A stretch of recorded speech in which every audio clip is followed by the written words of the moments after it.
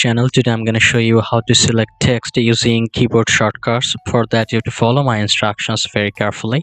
So there are various ways, but the basic way is if you want to select all of the text in a particular place, you have to just tap and hold the Control A button. That's it. So I'm gonna write it, which is Control then plus A button. Okay, so let's see how it works. If I just tap and hold Control A, you can see that all the text has been selected.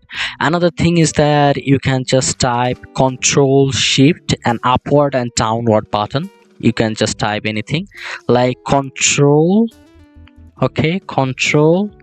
then Shift then upward, downward, leftward or rightward button. You can say this is the rightward, upward, something like that. So let me just check. If you want to just copy any text from this side, you have to tap on the right keyboard, and if you want to left side, then left, downward, upward, that's up to you. So I'm gonna select some of the text here.